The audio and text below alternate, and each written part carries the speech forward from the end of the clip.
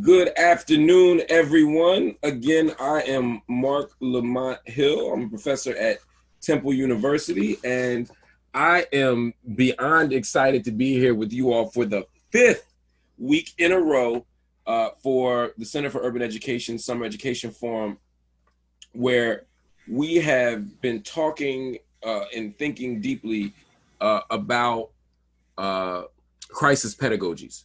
We've been working to imagine better ways of engaging community, of nurturing hope, of producing justice. We have focused largely on two major crises that have emerged in the last 4 months. One, of course, is COVID-19, and the second is not state violence in the sense that state violence has just emerged, but the recent series of rebellions against state violence. And while we've talked about those things, each week we've attempted to situate those conversations in a broader conversation that precedes this moment. This is a conversation that is necessary in order to keep track of the way that injustice, instability, insecurity, precarity have made the lives of the vulnerable even more vulnerable. And every week we have taken different sectors of the educational world and of the community to have that conversation. We have spoken to students, we have spoken to teachers, we have spoken to activists and organizers and community members. And in each sector, we've learned great insights, but we've also been able to piece it all together to figure out how we can do our jobs better, how we can create more stable institutions, how we can expand justice, and how we can make the world more safe and more fair for all of us, but especially the vulnerable. And what I'm excited about this week, one, I got my friends is here this week, but also I'm excited because we have leaders, educational leaders.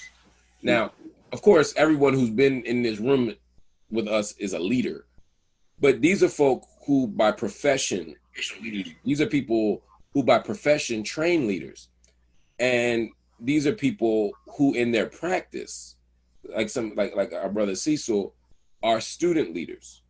And the goal today is to figure out what Black futures look like from the perspective of leadership and policy. So I'm gonna stop talking now, and I'm gonna bring in this brilliant panel of people who will help us think and talk about these issues. I'm gonna start with Cecil Price. Cecil Price III is currently an Oprah Winfrey Scholar of the prestigious historically Black college, Morehouse College, as the class of 2024, which makes me feel so old. I walked on a Morehouse College as a freshman in the fall of '96. That 30 years before you graduate, Cecil. Whoa. Wow. I need the wow. You have to add the wow. Where he prides himself on being a conscientious, civically and socially engaged student, brother, son, and friend. He graduated as the class of 22 from the Barack Obama Academy of International Studies in Pittsburgh, PA, where he was the first student body president. He was also the valedictorian, the first valedictorian in the school's history, completing international baccalaureate courses and obtaining a 4.661 grade point average. If you added up my GPA from 2 degrees, I ain't had no 4.661. With his continuous involvement in the lives of students and the community at large, he's been given the title of student ambassador. Give it up for Cecil Price. Oh, thank you. Yes, sir. We got Dr. Philip Woods. He is a servant leader with a passion for developing and educating underrepresented and underperforming students through the implementation of proactive diversity, equity, and inclusion initiatives, which have greatly benefited the students at Woodland Hills High School. Dr. Woods began his educational journey at Indiana University of Pennsylvania, counsel for, I'm sorry, at Indiana University of Pennsylvania. I think my sheet just went crazy. Hold on.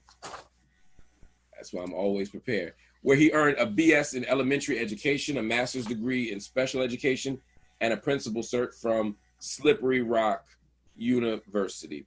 He returned to IUP and completed a D.Ed in Administration and Leadership Studies.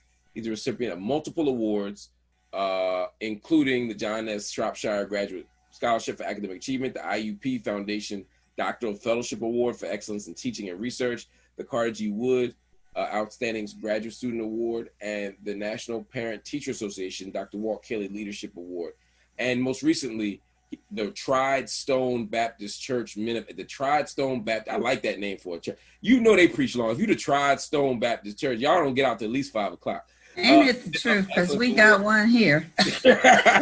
Exactly. Anything like that, you ain't, the benediction ain't coming to dark. Right, exactly. But this brother is an amazing leader, and his accomplishments stem from the ideology that it takes a village to raise a child, and through modeling hard work and perseverance can motivate one to overcome life's adverse circumstances and progress beyond expectations. We have joining us as well, really a legend in the field of education, Dr. Linda C. Tillman. She is Professor Emerita of Educational Leadership in the School of Education. She is at University of North Carolina at Chapel Hill. She's currently an adjunct professor at Teachers College Columbia University in the Urban Education Leadership Program. Dr. Tillman's research and scholarship focus on school leadership, the education of African Americans in K-12 education, mentoring in higher education, and culturally sensitive research approaches. And her work has been featured in publications including Educational Administration Quarterly, Educational Researcher, or really a classic article in Educational Researcher, Review of Research in Education, and Review of Educational Research. She is editor-in-chief of the Sage Handbook of African American Education. She's the co-editor of the Handbook of Research on Educational Leadership for Diversity and Equity. And recent publications include Achieving Racial Equity in Higher Education, the Case for Mentoring Faculty of Color. That's the Teachers College record. See, when you are a Emerita professor and you still writing books, that means you don't know how to retire. Y'all, you know, she like Michael Jordan, keep coming back, you know, but unlike Michael Jordan, she keep winning, you know. She's the former vice president of Division A, the Administration, Organization, and Leadership of the American Educational Research Association, former director of the Barbara Jackson Scholars of the University Council for Educational Administration. She's a consultant for school systems, universities, foundations, the U.S. government, and most recently conducted a year-long investigation of the status of education for African Americans in a West Coast school district. She received her bachelor's degree in secondary ed from The Ohio State University, her master's in admin from the University of Dayton, and her PhD in educational leadership and policy studies from The Ohio State University. Please give some love to the legendary and my dear friend, Dr. Linda C. Tillman.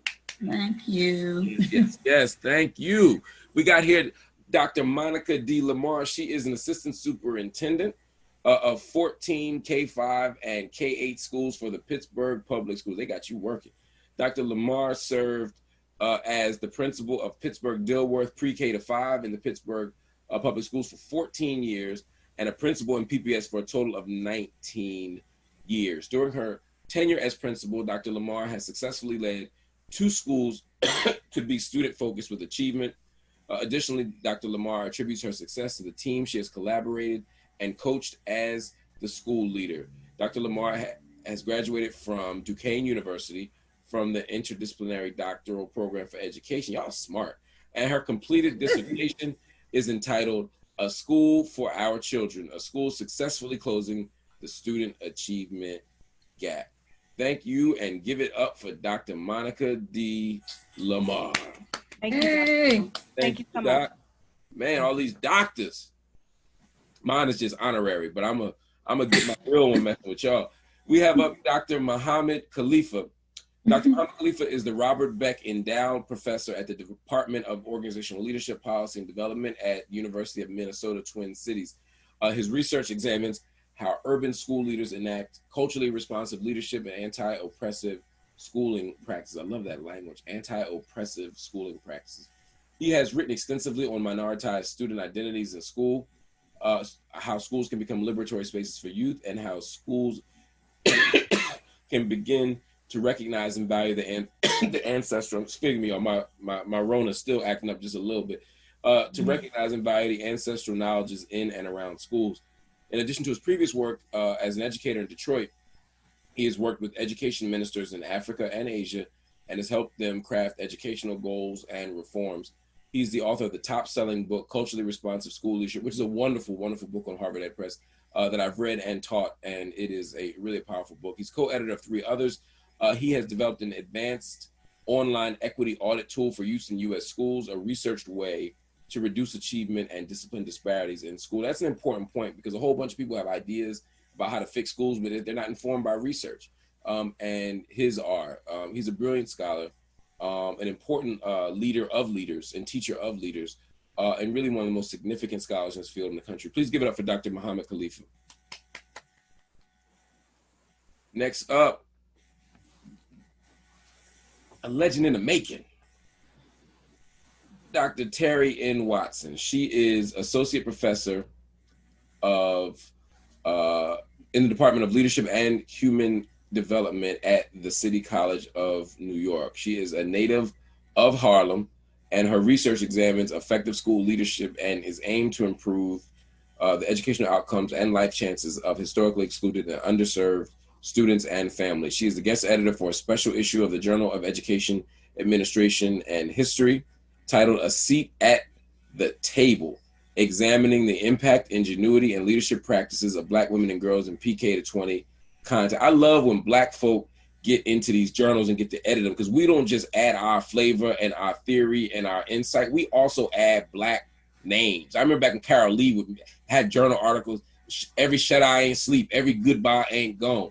And Dr. Terry Watson put some Solange up in the journal, a seat at the table. That's what I'm talking about. And she will be joining University of Buffalo Center for Diversity Innovation as a distinguished visiting scholar for the 2021 academic year. She's an extraordinary scholar and really just, again, one of the most important voices. Please give it up for Dr. Terry Watson.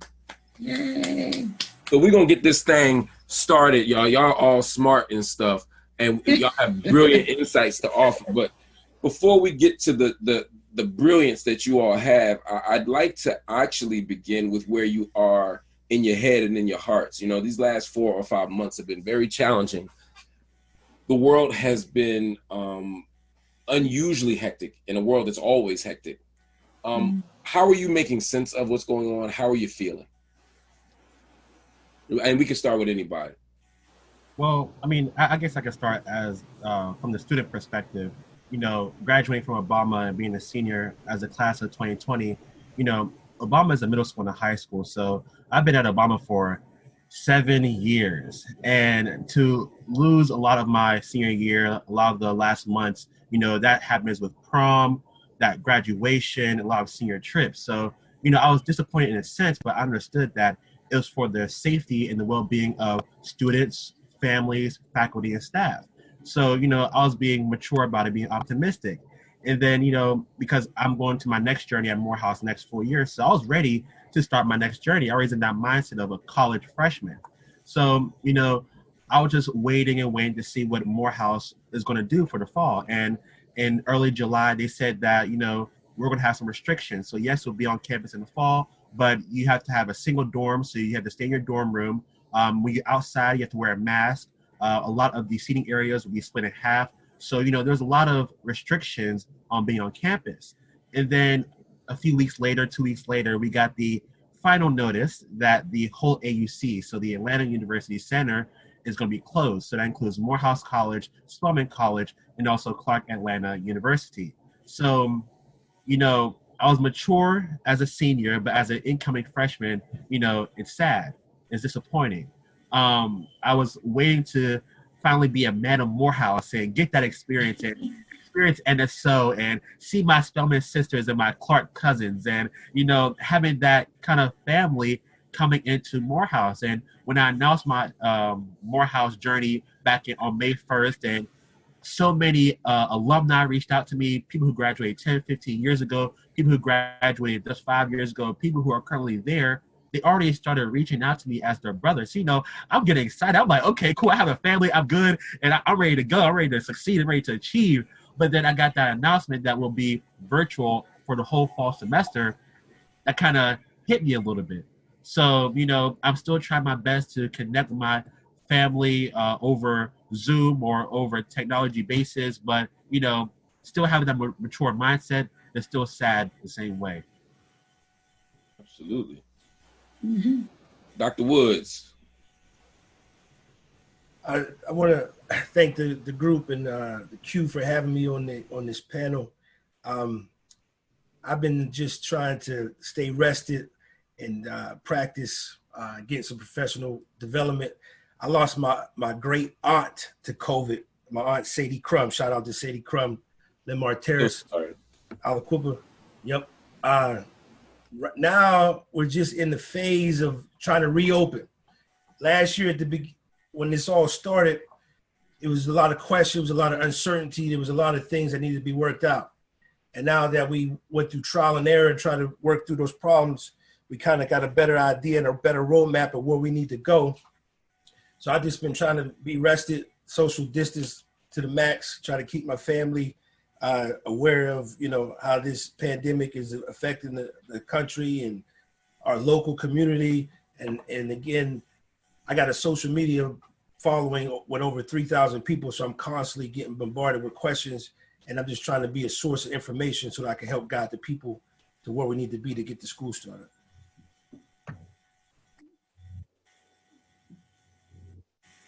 Dr. Tillman.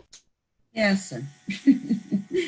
Well, like Mark, I'm a caregiver. So Mark and I have talked a lot about, taking care of our parents. So certainly for me, when the COVID came about, my mom was going to an adult daycare every day. That was the sort of stimulation that sort of kept her going because she has mild dementia. But when that stopped, then, she doesn't have that socialization. She can't go to church. And so much of my worry has been about trying to keep her not only healthy, but keep her cognitive skills at least at a level where they were before all of this came about.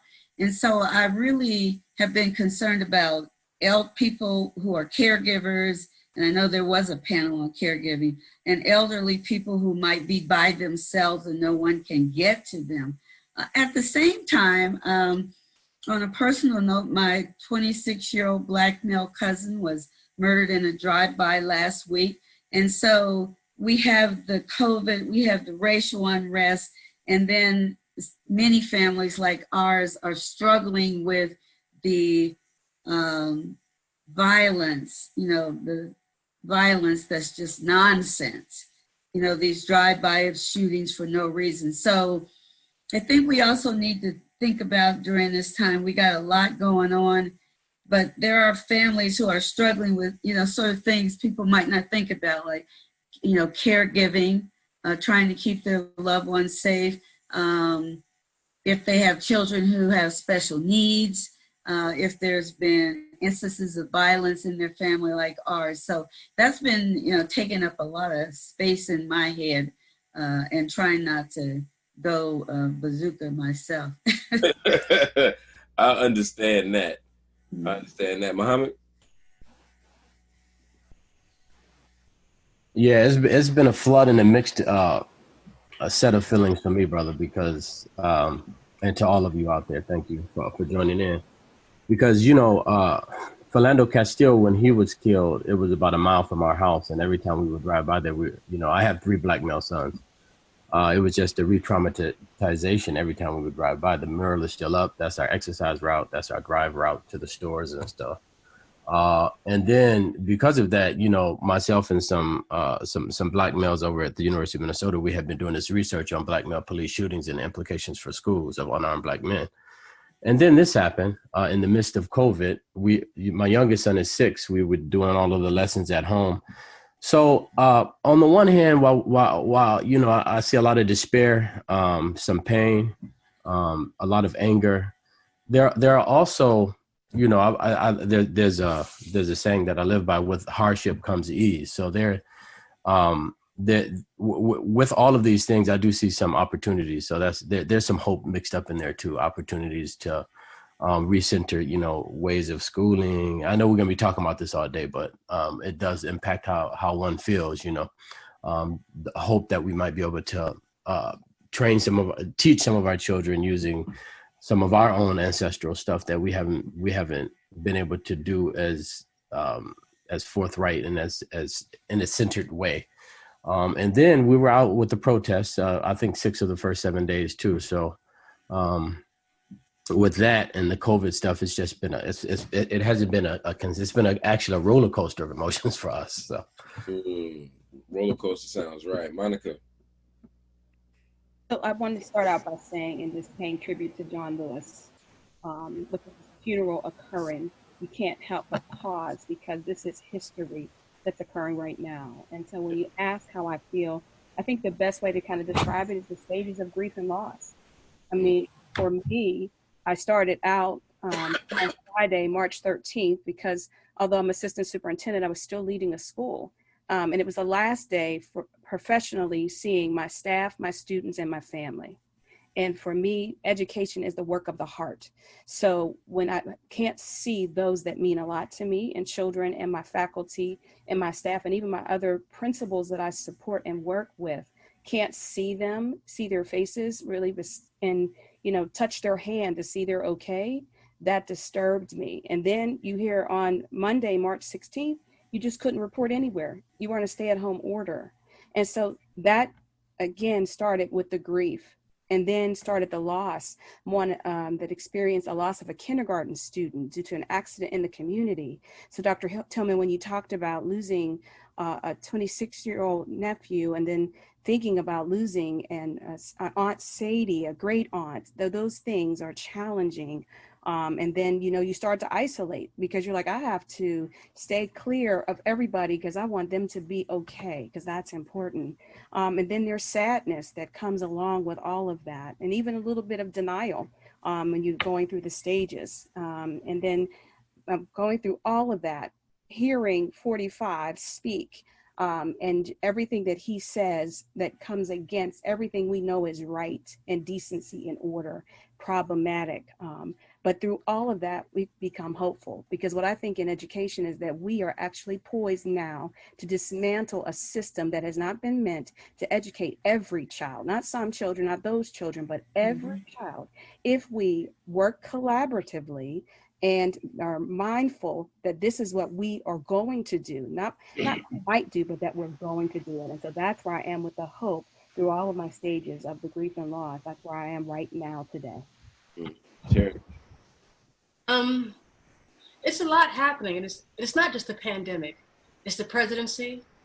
It's this current Black Lives Matter movement that leaves me hopeful, nevertheless. And I know that people are saying that this is a reckoning, but it really is not only a reckoning, but a revolution in many ways. When we think about how this movement is really pressing us forward and forcing us to reckon with our history and our people, and it's exciting. I'm excited by young people like Cecil and my daughter and others who are realizing that they have a responsibility to push this nation forward and demand, their endowed rights as human beings.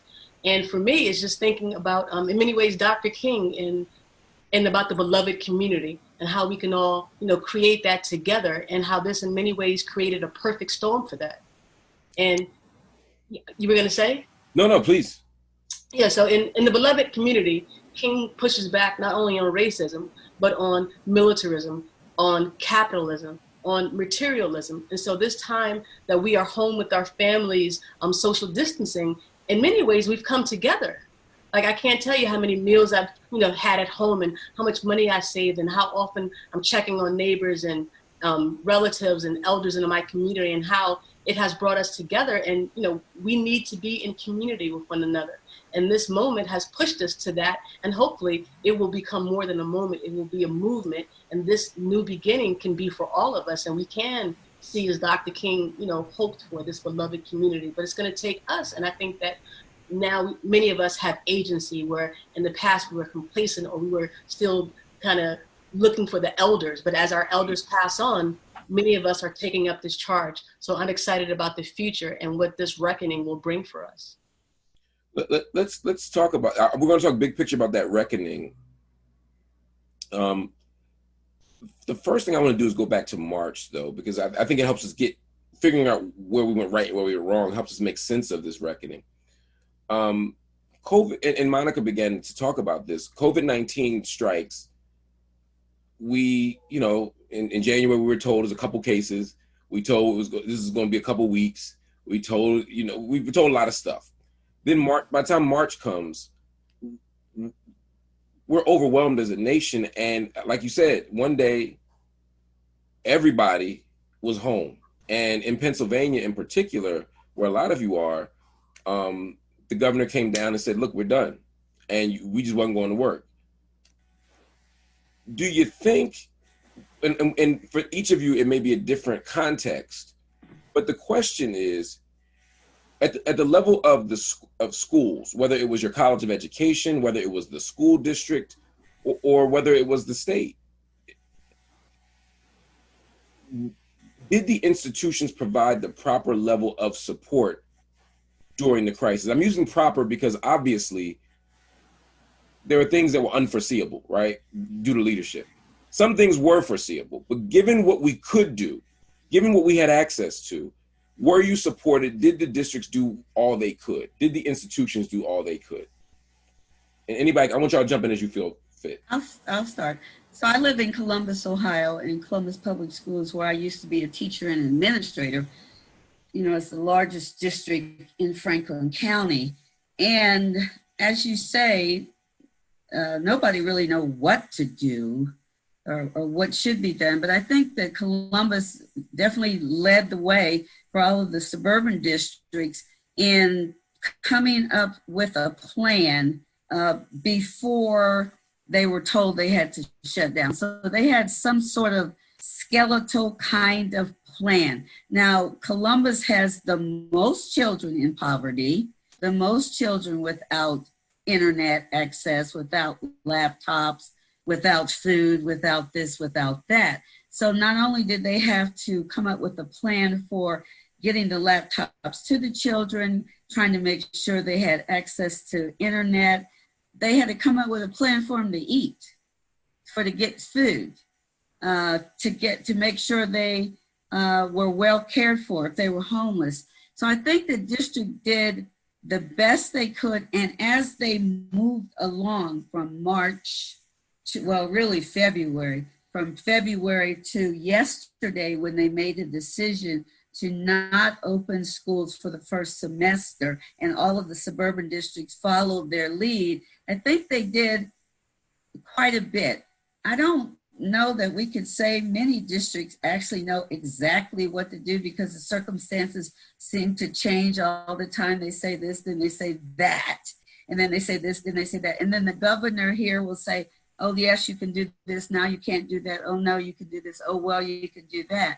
But I think, at least in our case, we have seen leadership from the superintendent in Columbus Public Schools that was really very good, very thoughtful, working with the health officials, working with teachers. We're a very heavily unionized district, so working with the union leaders. So in our case, I think we did a more than adequate job, but you're still thinking about, what can we do? What do we have to do now? Now, what do we have to do? I'll jump in. I live in St. Paul, side of the Twin Cities. They sent a laptop home with every kid, and they sent lessons and lesson plans and stuff like that. I was in regular touch with Joe Gothard, who is the African-American superintendent over there. I'll say this too, though, if I can, that they did things that they traditionally do as educational institutions. I was waiting for a moment where they might say, you know what, we're always claiming that we want culturally responsive education, we want experiential knowledge, ancestral knowledge. Our kids are home every day. Mm-hmm. Why can't we get that? I never heard any districts move in that direction, and it was just, it was and is, and I think will continue to be a prime opportunity for us to say, hold on a second, our kids can do YPAR. They can engage their communities, they can engage their parents, they can learn while using things that are in their home environment. And I just don't think that districts are equipped to think like that, or they're not thinking like that just yet, which is I think a huge lost opportunity. And I want to go there with that. I want to, Philip, you're going to jump in, and Cecil, I want to bring you in. So when I think back to March, you talk about the local support and then the state support. When we've got the first closure, there was not a lot of guidance. They just said the schools were going to close for 14-day quarantine. So then districts that were well equipped, they went to a virtual model. They utilized their virtual days. Schools that didn't have that ability tried to provide instruction to the greatest extent possible. But if the state at that point said, if you cannot ensure that every student has access to this material or this technology, then you cannot teach new material. So we had a plan. We did a couple in-service days during the COVID. We put the plan out. 2 days after implementing the plan, the state shut us down and said, you cannot implement new graded material unless you can ensure every kid in your district has access to technology. So then another 2 weeks came by. And at that point, I was panicking. So myself and my college career coach, Jennifer D'Amico, we went into the library and start taking computers out of the library and handing them to our seniors, because we wanted to make sure our seniors got their school days in. Going a little bit further, now the state says, well, you don't got to do testing, you don't got to do attendance, you don't got to do grades. And I was concerned that we were going to send our seniors out into the world with an asterisk saying, okay, you just got a COVID diploma. So working with the district, working with Dr. Goff from the Woodland Hills Foundation, we raised over $250,000 to get Chromebooks, so that not only could we get Chromebooks for the seniors, for the high school, the district reallocated money and we raised enough money. And with the reallocation, we were able to get Chromebooks for the entire district.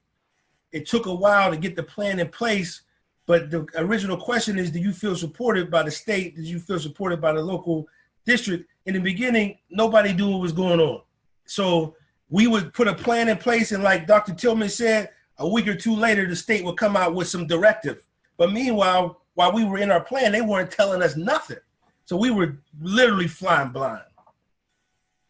That idea of flying blind, forgive me, y'all. By the way, I'm turning my video off because I'm coughing a lot in between. I can't stop it without taking cough syrup, and y'all don't want me on syrup. Y'all want this video off. This idea of flying blind seems to be something that a lot of people, and it really does vary from district to district. And over the last 4 weeks, we've experienced that, where some people say, oh, we had great directives, we got materials, we had conversations, we had great leadership. And other people say, we were just like, look, now you're a virtual teacher. Go do your job. You're a virtual leader. Just handle your business.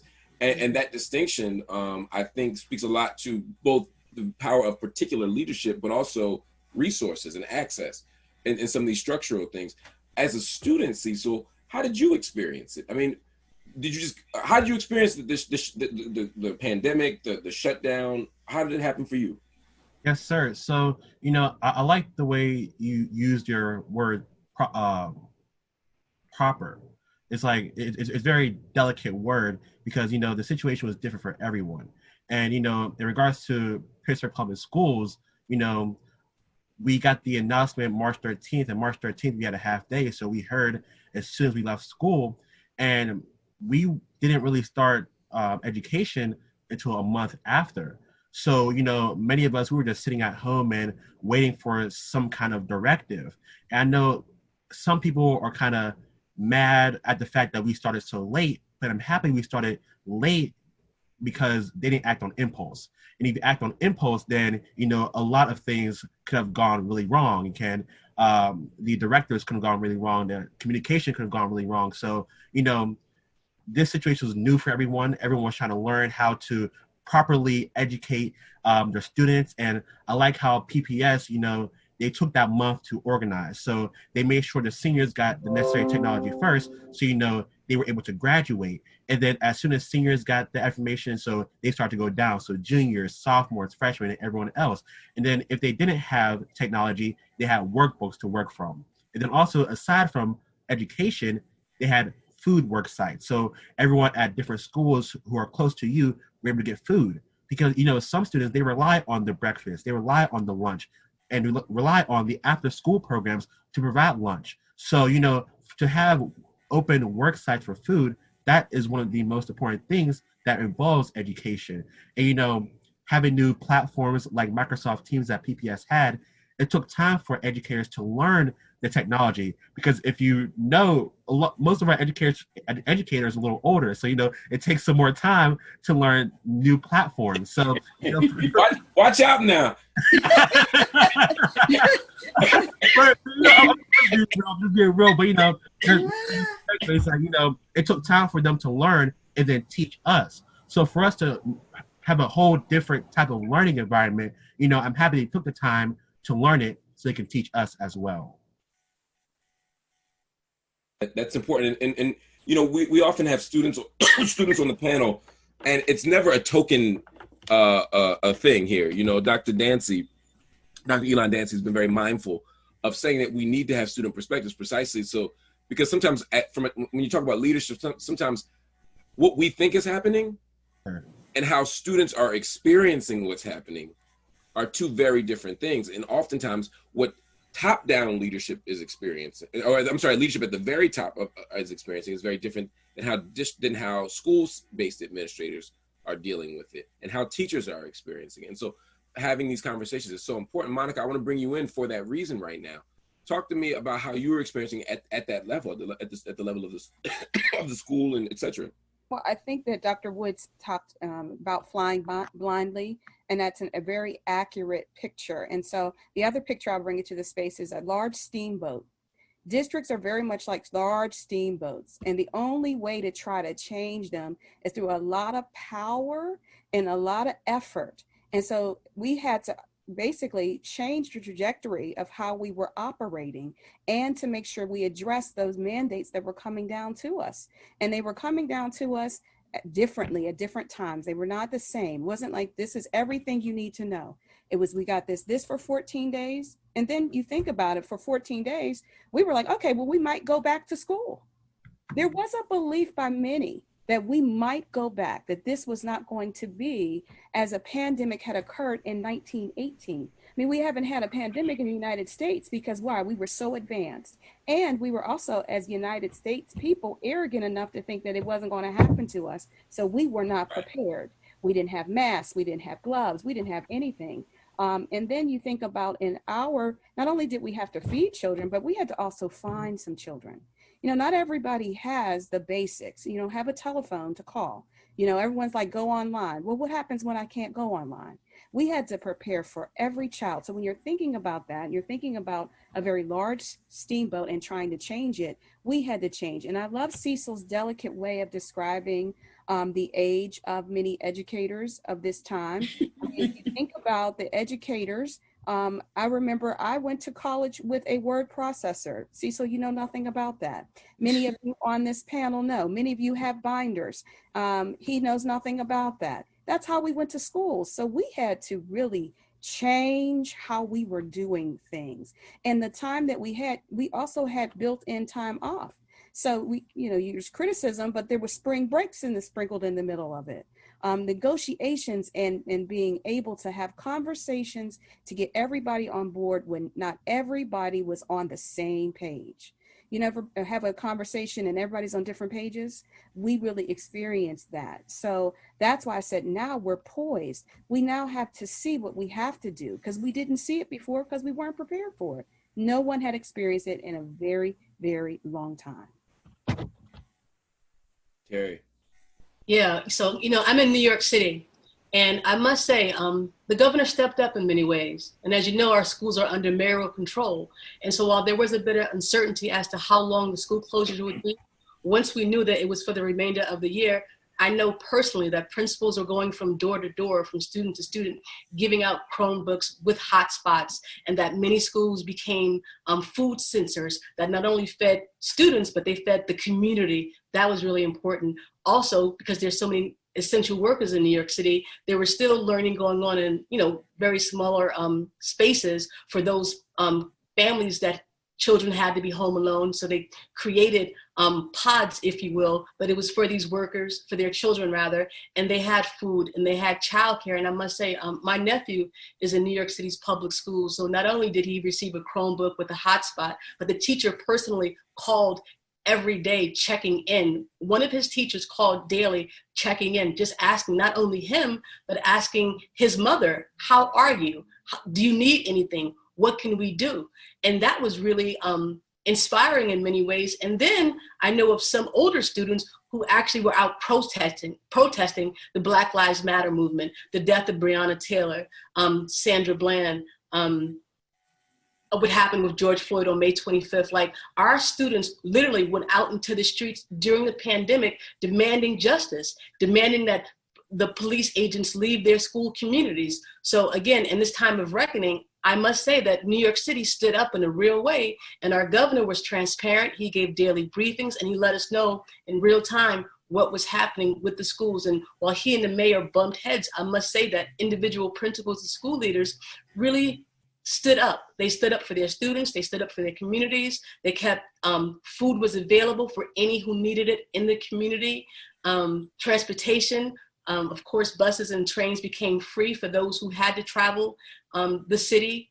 And learning, I wouldn't say it was at full capacity, but kids knew they had a place to be online, and they had the ability to go online because there were various hotspots opened up throughout the city for those who didn't have Wi-Fi at home and those who didn't have technology that were afforded technology, and that many school leaders actually checked in with not only children, but with their parents and elders in the family to make sure that everyone was okay. So we really came together as a community, and I think a lot of this comes from our experience with 9/11.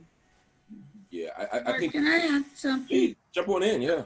I think one of the disadvantages that probably almost all school districts have experienced is under normal circumstances, we would have churches, community centers, rec centers, tutoring places, and none of that could occur because you couldn't send them there because they shut them all down. So I think that was a disadvantage to the whole thing.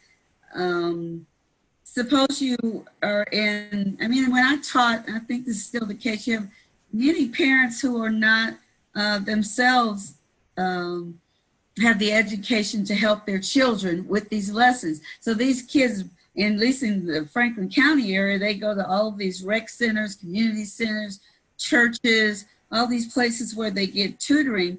So I'm hoping that the children have not lost a lot of what they knew, because there may not be someone in the home who can really help them with this.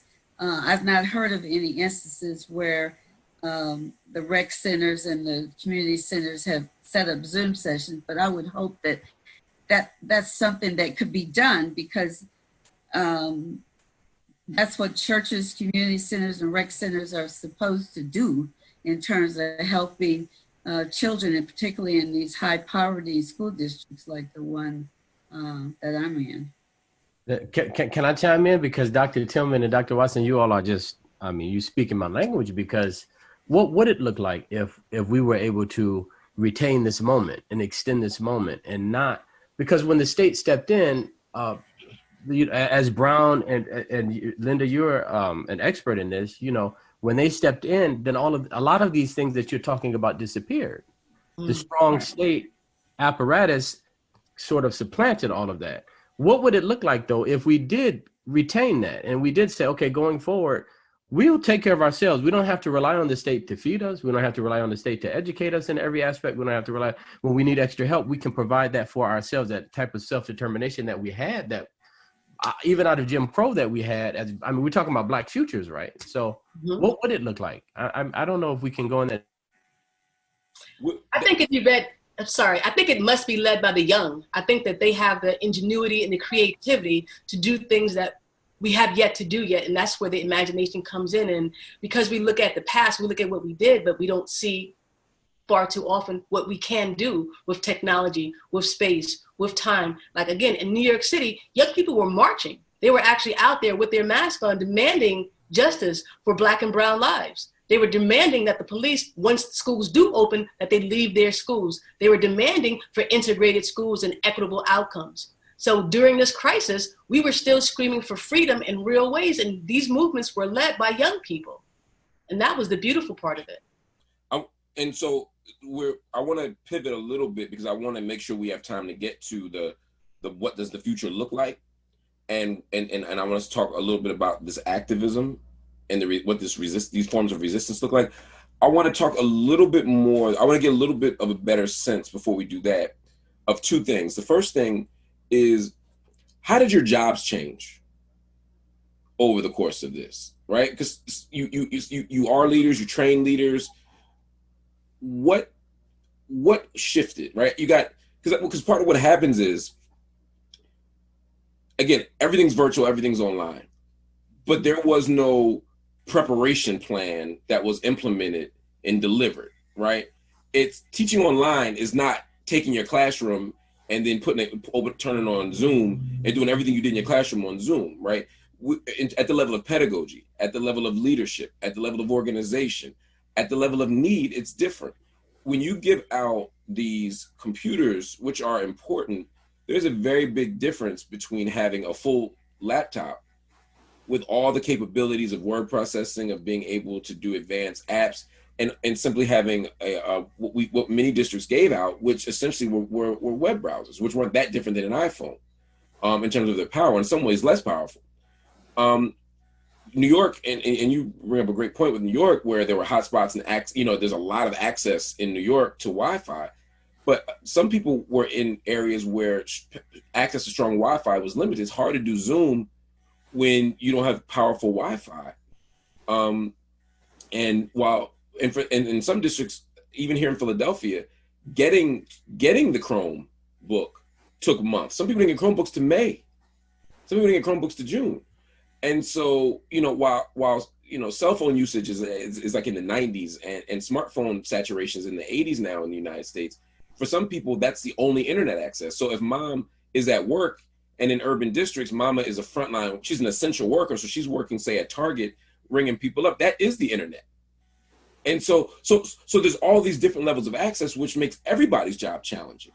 Not to mention, in the same way that parents need their kids at school sometime, so that, school isn't daycare, but school does serve as a place where kids, as you all mentioned, are watched, where they eat, where they do these things. Now we are trying to teach, we're trying to organize, we're trying to lead, and we got 4 kids in the background. So all of this stuff is complicated. How did your jobs change? And I want to know your specific jobs, but I want you to kind of situate it within this structural thing. Like, what are the conditions that forced your job to change and that made them easier or difficult? And again, some of y'all, it may have gotten easier. I don't know. Yes, sir. I mean, so as the former student body president of Obama Academy, a lot of information is passed around easily when you're in person. So any information that I knew, I was able to pass along face to face. I was able to tell my fellow student, okay, this happened on this day. We have morning announcements, so everyone is hearing the announcements at the same time. So, as things begun to change from in-person to virtual, when you're going through such a big transition, sometimes communication isn't given properly to all parties. So, some people may lose access. So like you said, don't have the proper technology, don't have internet, don't have Wi-Fi. So not everyone was understanding what was happening because, administration cannot move until the district moves. So not a lot of students understood that. So, I had students call me at 11 o'clock at night, 12 o'clock at night during dinner. So asking me what was going on. But, they forgot I'm still a student too. So, I was still trying to understand what's going on as well during the same time they are. So, I was constantly in meetings with my administration, with my principal, with my class advisor, trying to see how we can help my fellow students, especially the seniors, because, we want to make sure that they graduate and go off to whatever they feel as though would best suit their needs post-secondary, whether that be college, university, trade, military, whatever they feel as though is their calling. So, my big boy pants were kind of zipped on tight coming into this pandemic, even though, as student body president, some people think that's a resume filler, but, I really feel as though I wanted that role ever since I stepped foot in Obama back in 6th grade. So I took my role seriously, but I had to take it even more seriously even during this pandemic. So I'll jump in next. As an administrator, you naturally have to kind of know what's going on within your building, within the organization. So you kind of take ownership of every little department. So when the school shut down, as Dr. Labar said, we were in that stay-at-home order. It was hard to maneuver because all the resources and stuff was at the school. And then they came up with the term essential workers. So I labeled myself an essential worker, and I was going to the building every day trying to get the kids computers. You said you was yourself essential worker. I made myself essential. I made it happen. I said I'm essential. And we deemed that education was essential. And I applaud Mr. Price by being a student leader. And I actually had student leaders like that as well who were reaching out to me, trying to get information and then trying to process it to their peers in their own terms. Because the first comment that came out is, Dr. Woods, did this work count? Dr. Woods, are we going to graduate? Yes. Dr. Woods, are we going to the prom? So it was nonstop. But that's on the student end. I had to be that same person for the staff. I had to be that same person for the families. And then we talked about food insecurities. I was going so hard on the Chromebooks. I distanced myself from the food program because I didn't want to risk that I got sick and then I had to shut down a food station because everybody's looking for me to be here, there, there, there. I said, I'm going to hold down these Chromebooks and make sure everybody gets Chromebooks. My assistant, Pamela White, James Chavis, Eric Graff, they were coming in, helping me with the what we call tech support. They were doing deliveries. We got computers, they weren't working, so we were swapping them out. It was a big process, but to summarize your question, it wasn't a process of where we stepped back, or I would speak for myself, where I stepped back. It was anything, I stepped up because there was a lot of questions and people wasn't getting the answers. And then, like I said, I made myself essential. I'm like, I'm not going to just sit home and we getting paid. And I'm trying to talk to my people like, we getting paid to sit home. They ain't going to keep paying us to sit home and do nothing. So somebody better do something. So like I said, I made myself essential and got active and we made it happen. Monica, jump in for a minute. Tell me, how did your job sort of shift and change, and what were the factors that made it that way? I think the one thing that really came to fruition is who you are, really who you are, right? We often wear a mask. I love Lauryn Hill's song with that about wearing the mask. And when we're in the building, we can be one way and we really believe you, we really love you. But I love Dr. Watson talking about how you called families and how you checked on people and how you showed up. That's what really happened. And so for me, people got to see who I really was and that it wasn't just like, oh, she's just like that in school. No, that's just who I inherently am. And so that I was able to show that. I mean, just in lots of different ways, from calling staff, calling families, making certain that if you needed something, we were making it as available as we could, because we just ran into supply and demand issues. I mean, as it comes to some of our problems that we were having, we just couldn't get the supply to meet the demand, but we're going to do the best. I mean, we did a packet so that students could have material and just making sure if you need the packet, I'll go get the packet. Here's the packet. We're waiting for you for the packet. You can't come now, we'll come to you. I'm going to staff members' homes. Here's this. We still appreciate you. We still love you. To my principals, what you need, I got you. I mean, talking about being on the phone. I love Cecil talking about he was on the phone. I wish that 11 o'clock was an ending time on the phone or on a call. You know, those times were extended because who you are shows up in a crisis. And then you put it out that now we're also watching protests occur. and watching educators now also show that we are not going to take it anymore. Enough is enough. Proud to say that we did that as well. Just saying, like, we're serious about educating kids. And that's what we're going to do. Perfect we are not, but again, it goes back to your heart, and it's showing who you are in the midst of a crisis is what we were able to do. And that's how my job changed. I just got to show them who I was. That's important. And part of the challenge is sometimes for some leaders is getting the space to show who you are, right? Having the resources to show who you are, because you have the passion, the commitment, but you also need the tools to do your job well. And for colleges of education, our job has been to prepare you so that when you hit the ground, you know, you can do that. For Linda, for Muhammad, like how I feel like there was a disconnect between colleges of education and what was happening in school. There's always a disconnect between colleges of education and what's happening in school. But I felt like we were all kind of, right. I feel like we were all kind of looking around like, what do we do? What do we do? School's on fire. The world's on fire. You know, we try to figure this thing out. Did we do enough with in-service leaders and pre-service leaders? Did we do enough to interface with schools? And also what challenges were placed on us? I mean, because there's ways that and Terry too, in some ways as a professor, I felt like we were kind of left flying blind too. It was just like, all right, you on Zoom now. And you still got all the same work, all the same meetings, all the same stuff, but you also have to deal with these students who were on campus, who now are somewhere else, you know, making sure they get home or don't get home or can get home. People are sick. People, like you said, people are caregiving. We try not to get sick. You know, it's the middle of winter and no one seemed to have a handle on this. And it seemed like every bit of information that we got changed the next day, the next week, the next month. And so we were certain about everything until we weren't anymore. And it felt like, it felt like that was a constant cycle. But how was that? How did you all experience it? I want to throw out one thing, and I'll let please the individuals on the college level speak.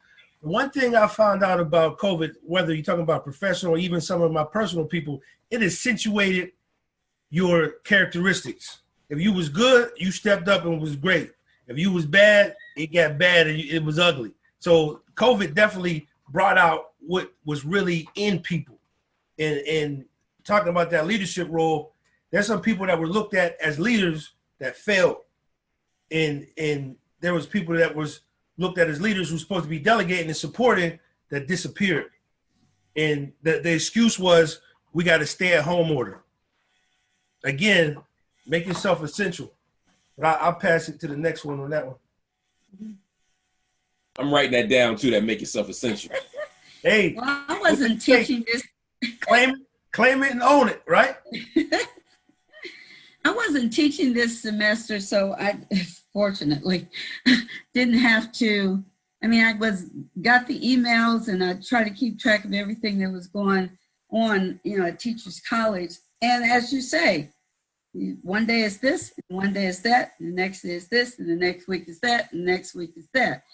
So I was thinking to myself that the people that I was concerned about, since I wasn't going to be sort of actively involved with anybody, would probably be students. And so I decided that trying to help Black graduate students navigate the COVID and the racial, you know, unrest. And so I did a couple of webinars on helping Black graduate students navigate not only the COVID, but racial unrest. So I was concerned about, so are they supposed to go back to school, or how are they going to finish up their semester? Do they get a pass-fail grade?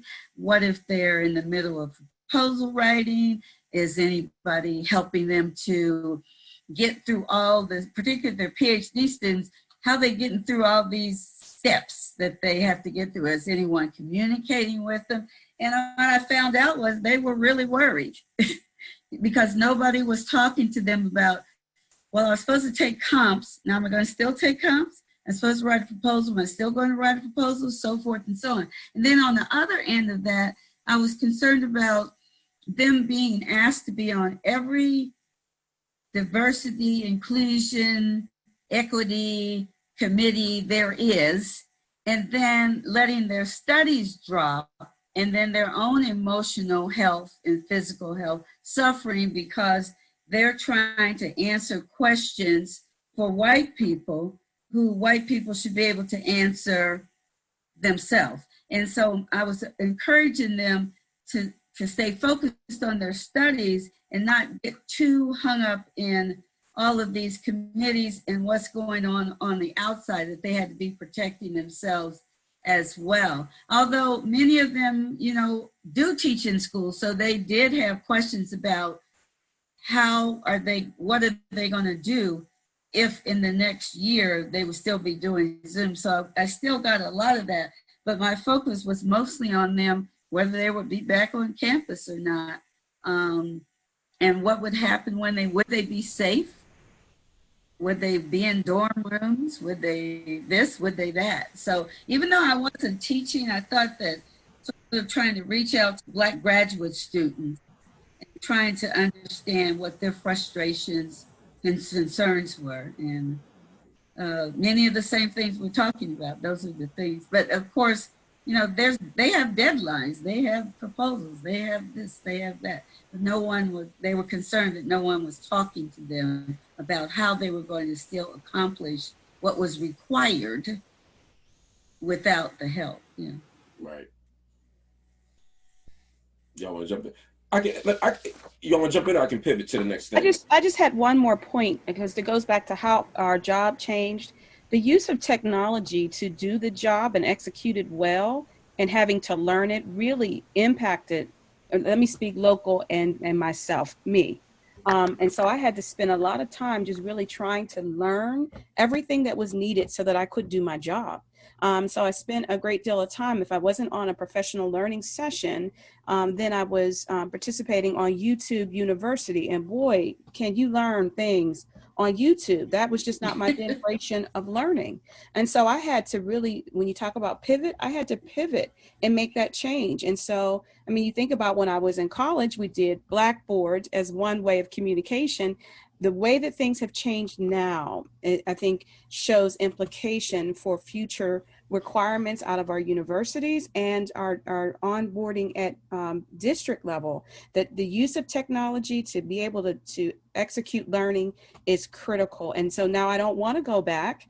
No, not true. I still have a binder. I apologize. However, I do have it now, a PLC notebook in my MS Teams to do some things better. But I think about implications of the technology knowledge that we have not had because we haven't had that level of training, because we haven't needed. We've been able to get by. And so now that changes are coming. Sam Cooke, I'm excited. Let me pivot, y'all. Just Let me just throw one thing out there, Mark, before you pivot. I just want, so I was also on leave. I taught one course, a decolonial course in Morocco, ended in January. And then none of y'all work. I ain't teach nothing either. So the only thing I want to highlight, in addition to what all of my colleagues said, is that I think some of the students and even faculty allow the COVID and the George Floyd protest and response context hegemonize their work, and that they because of that they're not able to go historically about what pandemic and how violence or any of these things have impacted Black people, and they're not able to see forward. They kind of like are stuck in this moment. So people are reaching out. What do we do? But I think that their challenge, both in colleagues as well as students, doctoral students and master's students that I teach, was that they're not really able to do that. They kind of are stuck in these two moments, these twin pandemics, and I think that's problematic. No, it's incredibly problematic. Can I say one thing, Doc? Sure. Just one brief thing. So, Dr. Muhammad, you're right, but like Dr. Lamar said, we haven't had a pandemic since 1918. And remember, New York City is the largest public school system in the nation, and many of our children are Black and brown and low SES. But more importantly, in higher ed, CUNY, our system, again, is the largest, but we too experience quite a bit of death. And schools are one of the few institutions that deal with the human condition. So yes, while we want to move forward, many of my personal colleagues, like people that I knew on my campus, died due to COVID-19. So we're still trying to mourn, trying to grieve as a community. And then we have to, be accountable to our students and their families and the external community. But before we can, sort of like flying a plane, before you can, help your neighbor, you have to put a mask on. So many of us were just trying to put a mask on. And in New York City, as you know, the early part of COVID, it hit hard. We had morgue trucks parked outside in communities. Do you know how jarring that is? So we have to remember, schools are one of the few institutions that we really have to account for quite a bit. And we too are human and fallible in our mourning and are afraid and are worried about our own loved ones and children. So it's hard to be everything for everyone. So while we want justice and to be accountable, we must always be, merciful and graceful with ourselves. And remember that it's a pandemic. It's a Black Lives Matter movement, and we have a racist in the White House. Like, that's a lot to handle. So and that's what this was. I mean, and those issues all converge in certain ways, right? What's happening in DC, what's happening on the streets, and what's happening with COVID-19. Yesterday, I spoke to Dr. Anthony Fauci. And one of the questions I said to him, he's being very careful, very, very nice.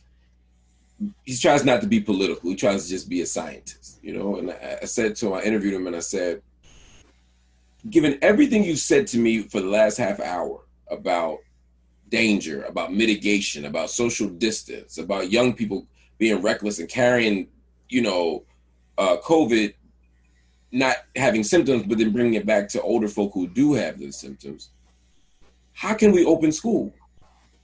Mm-hmm. And he was very careful. He said, well, I think we should have flexibility. He said in cities where there's no high COVID rate, he said there are areas where there's almost no infection rates, and they can probably be careful in open school. He said in places where there are infection rates, they shouldn't. What he was saying, and I said, well, how do you jive that with Betsy DeVos saying we need to open all the schools? And he said,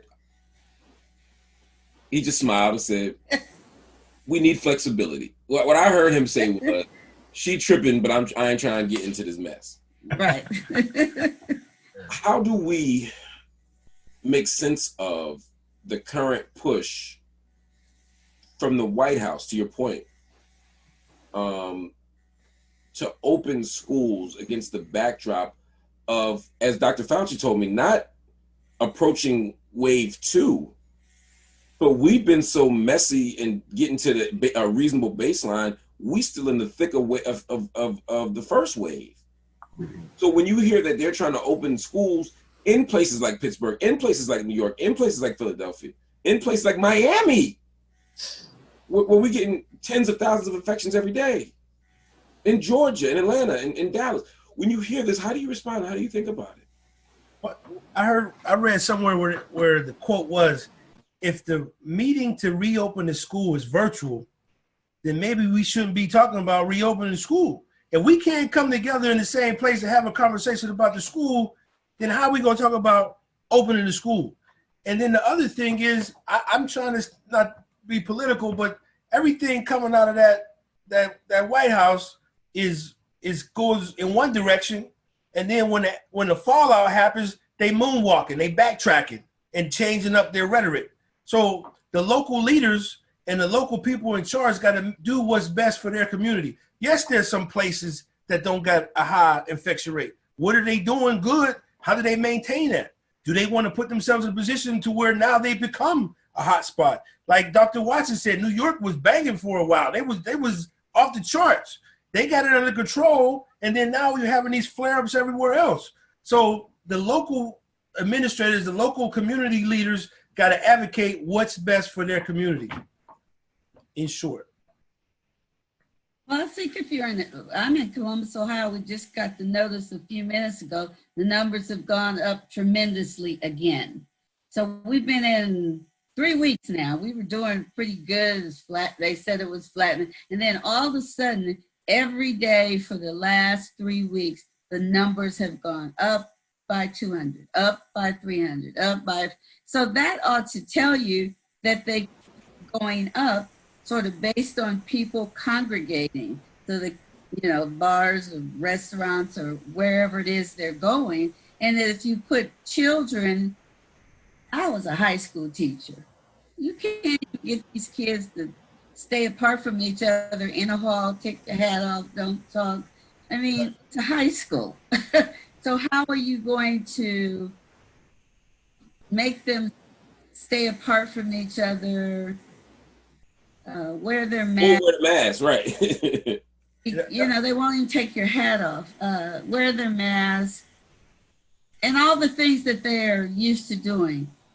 To me, it's a matter of, you can see that if people congregate, it spreads.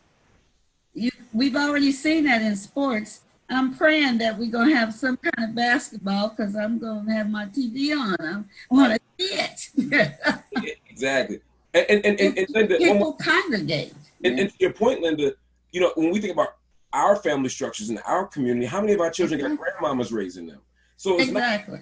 So I'm coming home 16 and I don't know I got COVID. I'm in my 40s, so I know I had COVID. When I got it, I got it. I still recovering, and but at 21 or 16, I wouldn't have noticed it. But what happens when you bring it home to your 50-year-old grandmother or your 60-year-old grandmother, right? Or you go to that church that's reopening, and now the deaconess got it, and so now these people who have all these comorbidities because of all the structural stuff that leads to black poor health outcomes. So you got that happening, and then you got these kids who are in school, like you said, because you can say wear a mask and do all this stuff, but we can't get grown folk to do that.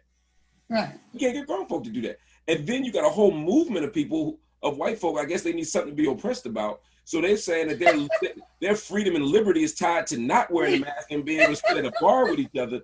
And so all of this stuff is happening, and then they want to open schools and put this whole gumbo of COVID in this one place. And when it comes back home, it's going to hit us the worst. I guess what I'm getting at is, it's hard for me to imagine that if these were white people dying at this rate, and white grandmoms and white children, that we wouldn't even be having a conversation. It's like the crack heroin epidemic. When crack was going on, it was just heroin. They giving them free drugs. It's crazy. The other thing that's out of control is the data is 2-3 weeks behind. So we get the numbers, but then now you got somebody walking around infected or asymptomatic, and they're infecting other people. And then in the school, okay, the young people get it, they can handle it, but the people that's running the school are adults and they're older. And then I didn't even think about the prospect of taking it home to an elderly parent that's raising them, because where I'm at, there's a lot of that going on. Exactly. I mean, like going back, like just to pivot a little bit, the foundation of why we're here is about leadership. So, even in the midst of these two pandemics, the COVID-19 pandemic and also the racial pandemic, it has made a lot of people, especially young people, aware of what's going on. So the racial pandemic, like racial inequalities, gender inequalities, economic, social, political, and also educational inequalities. So I have seen many people who are my age who don't normally talk about these type of things, don't talk about government, don't talk about voting, don't talk about things that affect us on a national level, having conversations. So even in the midst of this pandemic, it has made us slow down and be more aware of our surroundings, because, back to leadership, if the top isn't doing well, the bottom isn't doing well at all. So back on the federal government, if we have someone who is chaotic, someone who is off script, someone who is not doing his or her job, the state's not going to do well, the local organizations aren't going to do well. So if you have chaos going to the top, you can't talk about reopening schools because not everyone is going to be on the same page. So you have to start at the top. You have to learn about voting, because I'm 18 now and I just voted this year. So, learning about voting, learning about our rights, learning about what is necessary, not just about the national level, because yes, the presidency is important, but talk about your local government, talk about your state government. Those are what we should also be focusing on. And in this midst of this pandemic, that has become very clear, especially within our young people. It's important, and thank you for keeping us on track there, Doc. I think it's an important thing. I want to pivot again one more time, because I know I'm about to go a little bit of overtime into Derek's time, and I want to be respectful of the Q&A. But you know, our children took to the streets. They resisted. I look in Minneapolis after the death of George Floyd. I'm looking in Louisville with the death of Breonna Taylor. I'm looking all around every major city in America. It felt like there was resistance on the ground, and there's a way that for me it seemed as if school just pretended it wasn't happening. It was like the cities are on fire, literally. The kids are protesting. Some grown folk are protesting, and we just on Zoom, you know, doing work. And by the way, the COVID rates did not go up when they were protesting. But go ahead. I'm sorry. Which is so important to say, right? Because that was the argument, right? And I don't know how to explain that. I'm going to claim it. But it was like they didn't go up in Minnesota, but they did go up in they went up at that Trump rally. Yeah. You know, and we saw Herman Cain, and I don't wish death on nobody, but Herman Cain today passed away after being at that rally and promoting the non. In fact, he just tweeted I think before yesterday, about how it's an exaggeration and he ain't wearing no mask. And okay, I usually do a scripture for people when they pass away. For her, I'm just gonna say Jesus wept. That's all that's all I can muster. But it's right. It's stunning. But there is the COVID part. People were literally risking their lives, but because they had to. Being Black in America means choosing between going to the protest rally and risking COVID, or not protesting and continuing to have the state kill you. Exactly. And that kind of ignoble paradox is precisely kind of what it means to be Black in this country, choosing which way the state's going to kill you. I think for black people, they have to also, in terms of going back to school, is this the way you want to kill us too? Because all of these cities where they want these schools to open have large majority Black and brown kids in the schools. Yes. And the numbers are going up. Yes. You got the numbers going up, majority Black and brown. So is this how you're going to kill me? Now I got to protest about you trying to make me go back to school. That's good. That's good. That's good. That's good. That's good. That's good. I need to write that down. I'm serious. But let's talk about this. I mean, how do we make sense of school? How is school making sense of all this death that's happening in the streets and resistance? What are we doing? What is school doing about it? What should school be doing about it? The one thing, like my man Mr. Price says about education, and then it's also about activism, and it's also about teaching our kids how to understand and process information, and then how to put plans in action. We got two things going on locally right now. It's called House Bill 1664, and is being spearheaded by Michelle Kinney. She is the mother of Antoine Rose, who was shot and killed by a police officer in East Hills.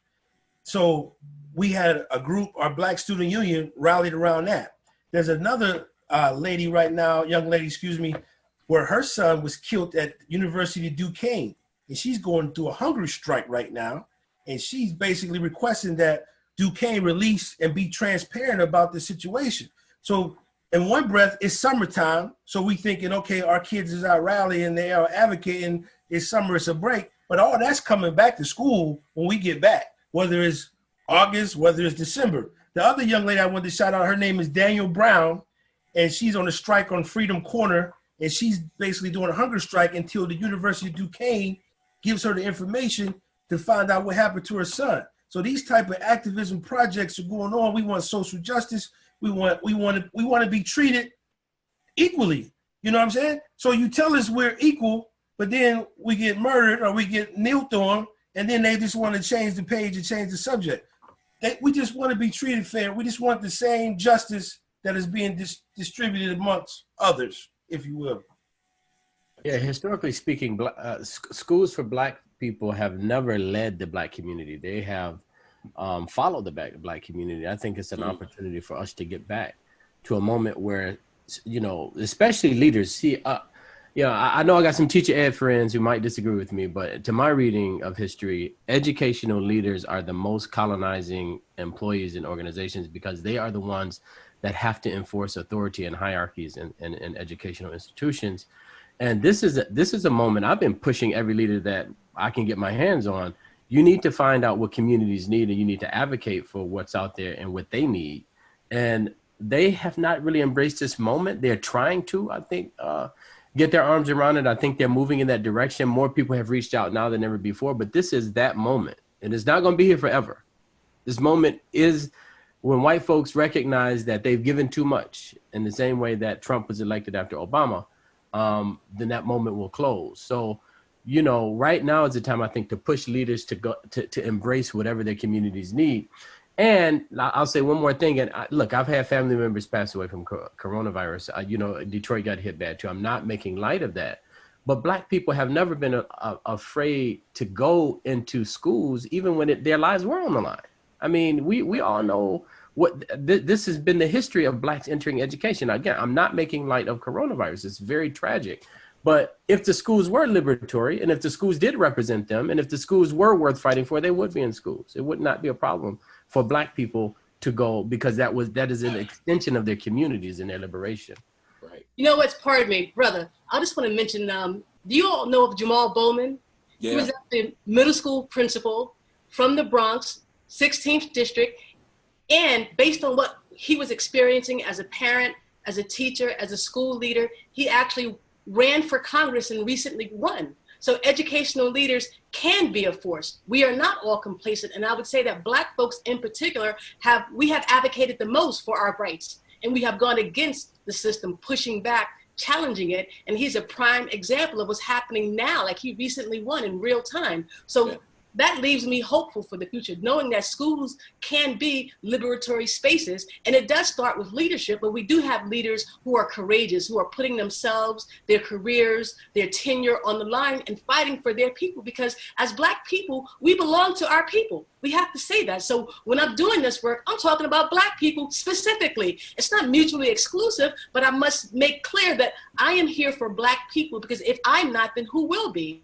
And as Claude McKay said, if we must die, let it be fighting back. Let it be pushing back. Let it be challenging the system. We're not getting out of here alive. So why not fight for something you believe in? And if we must die, then it's going to be fighting back. It won't be begging for our lives. I think it's crazy that people are now talking about, when they talk about the protests and the marches, people are talking about, do it like Martin Luther King. Do it how King did it. Back in the day when King was doing that, they was outraged at that. Then you got Kaepernick taking a knee, trying to bring attention to police violence, and that ain't good enough. So now they marching in the streets, stopping traffic and shutting down cities. That ain't good enough. So what you want? What do we got to do? They want you to die. We like watch it. I ain't ready to die, but I understand what you're saying. But what is acceptable? That's what I'm saying. They want us to die slow. They want us to die quiet. That's it. Like you said, no type of resistance is going to work. It's going to make them happy. Right. If I can share something real quick, but one of the recent books I read is by Dr. Bettina L. Love. You Want to Do More Than Survive. Yes. Teaching in the pursuit of educational freedom.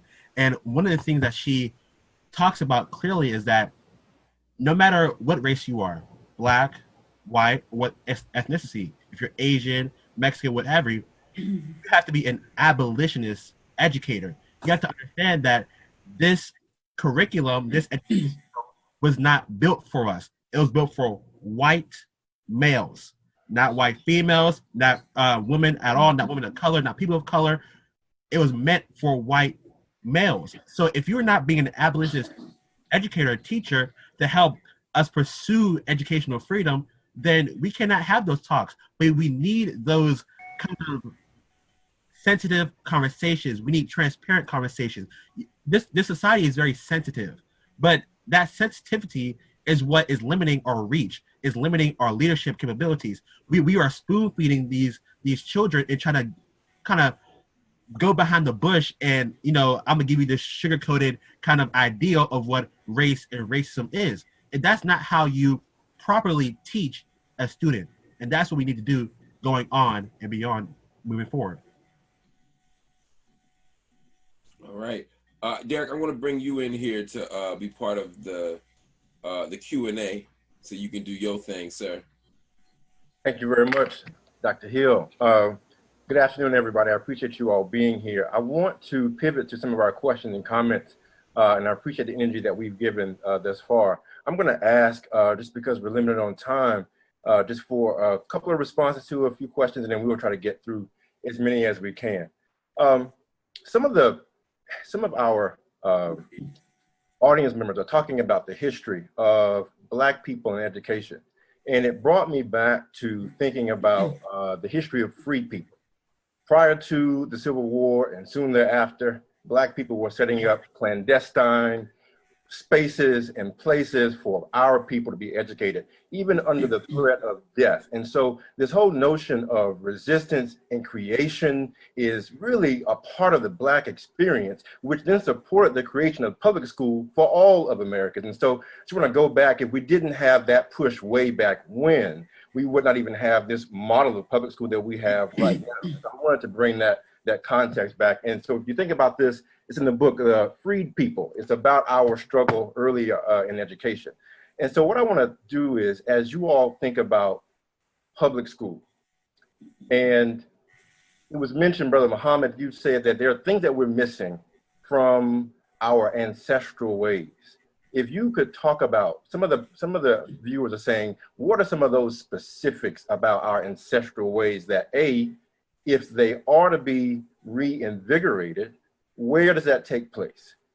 Can it take place just at the home? Can it take place in our public schools? And if it does take place in our public schools, is it collaborative, or do we put it in the hands of those who are there in the context of knowing who's there and what they're doing with these ancestral tools? So how do you think we could either integrate or have them alongside this space called public school?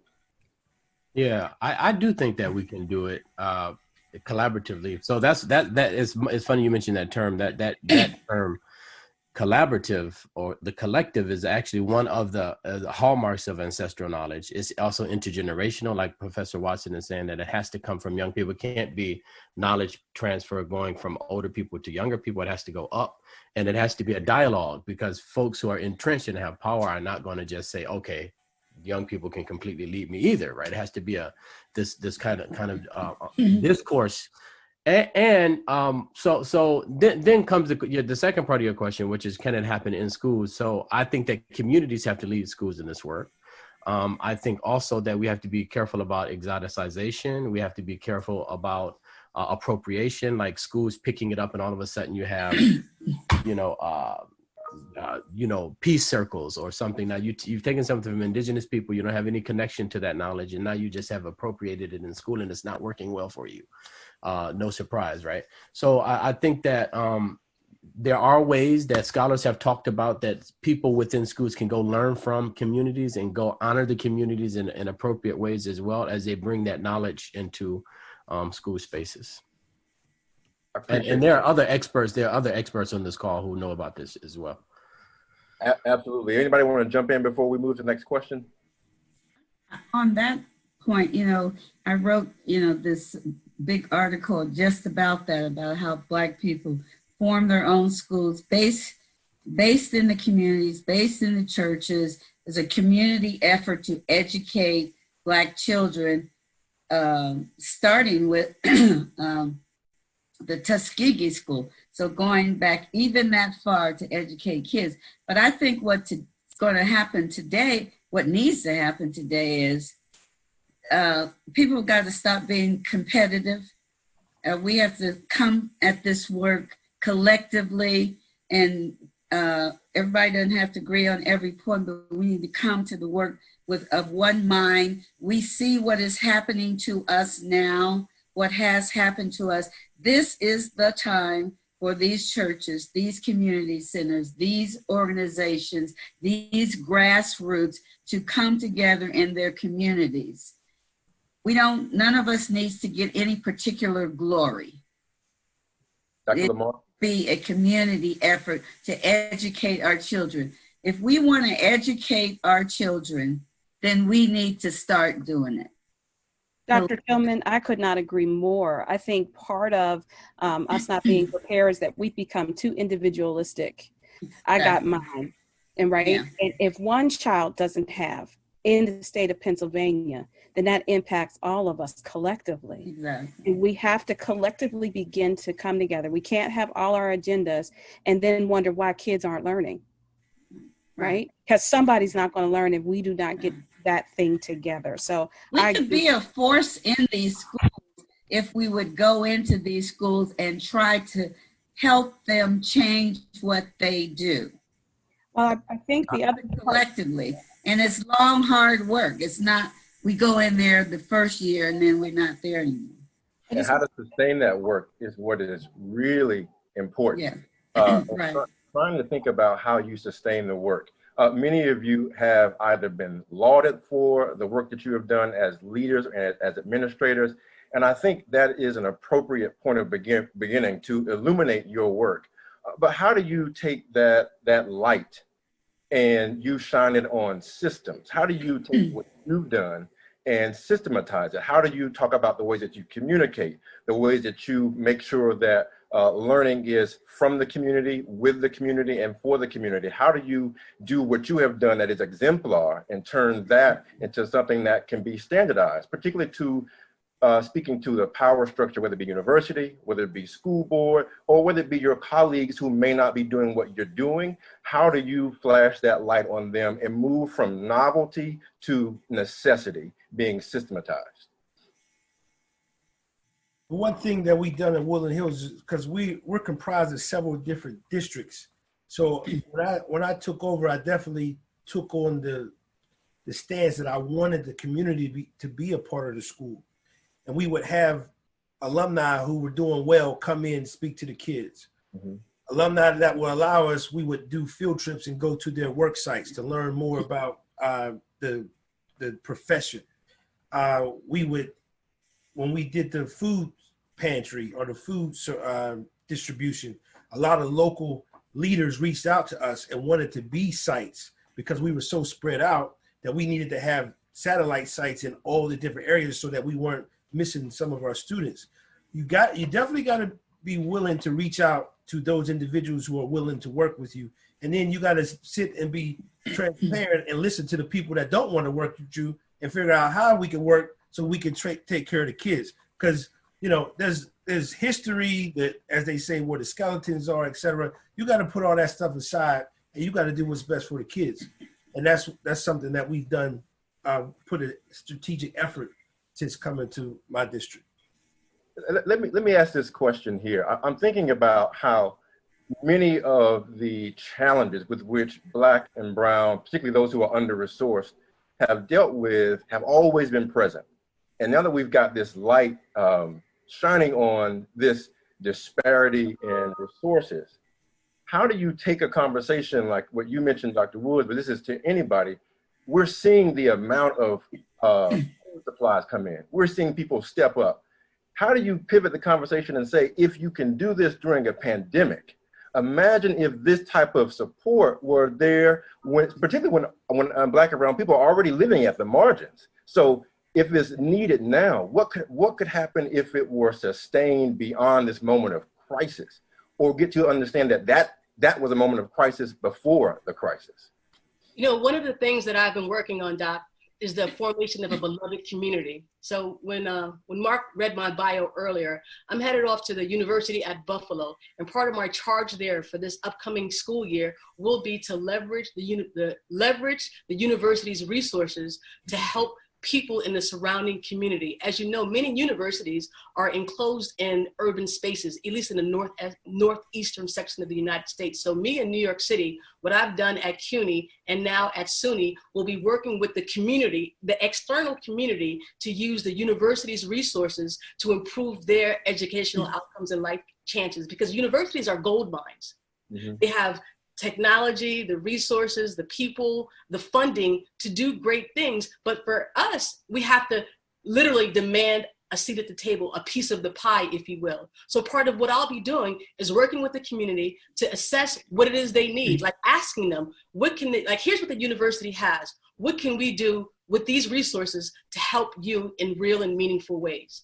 And that's part of this beloved community where there's really 5 C's. It's care, courage, critical reflection, commitment, and most importantly, community. And our very first question will always be, how are the children? And then my charge, and hopefully those at the university, will be to make sure that the young people, their needs are being met. And I think that universities are often untapped resources. And if we are in these spaces, it is our jobs not to be gatekeepers, but to increase the access of the information and the services that universities can provide to the external community. They do well with their students, but what about the nephews and cousins and papi, like people in the community? Because City College is in Harlem, but very few of our Harlem, residents attend City College.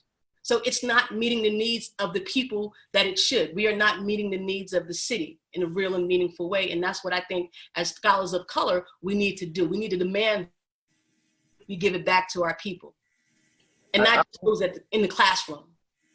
And let's just, I think you're spot on. Let's just talk about the people and talking about the children.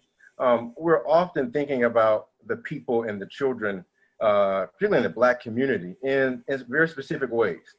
We don't talk about the children who are trans. We don't talk about the children who are queer. We don't talk about the children in the same light as we do as those who have been centralized in the master narrative. And so thinking about earlier comments about collaborative structuring, collaborative energy, what about in this moment, how about Black and brown folks deciding who gets to be Black in its fullness and present in its fullness? How do we talk about that as a conversation we should be having now?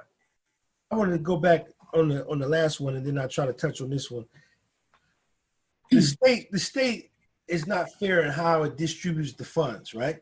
So when COVID first hit, you saw the well-off districts didn't miss a beat. There was one district that never missed one day of school. We reached out to politicians, we reached out to the state. They talk about fill out this grant, fill out this application. We didn't have time to wait. So in Woodland Hills, we call it the village. So I reached out to the village and we took the matters in our own hands. Instead of waiting on the state to fund us, we funded ourselves. I had people donating $5, $9, $10, thousands of dollars to raise the money because they, as I talked about, education was essential, and they made the announcement, or they made the pledge that education is essential in our district, and we're not going to sit back and let our kids be neglected and not have what their counterparts or their neighbors have. And then also we have a program in our school. We talk about gay, straight, people of trans, where it's a welcome space where they could come and talk and be a part of the system and be a part of the organization without being an outcast. I think our kids do a great job of welcoming students and people from different backgrounds, because we provide that space to have the opportunity so that they can, explore and express themselves. But I think Please keep going. one of the things I think I want to add to the conversation is about the ability to be collaborative. I think the pandemic allowed for us to be in that space, right? Because oftentimes we're going to just do it ourselves. Some districts were poised that they had more collaborative opportunities, and some not, because of we want to work, but there's sometimes strings that become attached. See, people say they want to come and help, but there can be strings attached. And when you're in a large center, sometimes that happens. Where it's like, well, I'm going to do this, but I want to do this. But what about if I just need you to do this? Can you be okay with that? And so this now opportunity for us to be okay with, I can provide this, I can come and I can work and I can help you, is also a critical piece around being able to move and to be able to help all children. It's how we work together. And the schools that didn't miss a beat, my gauge is that they had better working opportunities, or they were financially stable, as Dr. Wood shared. But that's part of my thinking, and just to kind of collect the two pieces, that the better we work together, and that it's a collective and about the kids, not about me and my capitalistic viewpoint trying to get people so they can go to work, right? Because we won't talk about that, but that's part of it. But really kids learning, then we can make some change. Yeah. I mean, I definitely agree. I mean, I think it's truly about, staying consistent, but also being organized. A lot during this pandemic, we see protests, we see displays of emotion. And, people are trying to compare, Malcolm X to MLK. So, Malcolm X would have done it this way, Martin Luther King would have done it that way, calling Malcolm X radical, and then calling MLK peaceful. But what you guys don't realize is that there's a common normality. No matter what you feel as though each leader have done, they were organized. They brought in folks from the Black community. They educated the Black community. They made sure that no matter what your identity was, no matter what your sexual orientation was, if you were Black, we made sure to bring you into the fold. In times of crisis, the wise, we build bridges, but the fools, they build barriers. So if you are building a barrier, especially to your own people, then you're a fool. But if you're educating your people, you're definitely wise. Well, I'm thinking about some of the what you all have said here. I'm coming from the belly of the beast of capitalism. I'm in Palo Alto and on the campus of Stanford, just a shrine to capitalism. But I'm here trying to do some good work and thinking about doing good work where you are.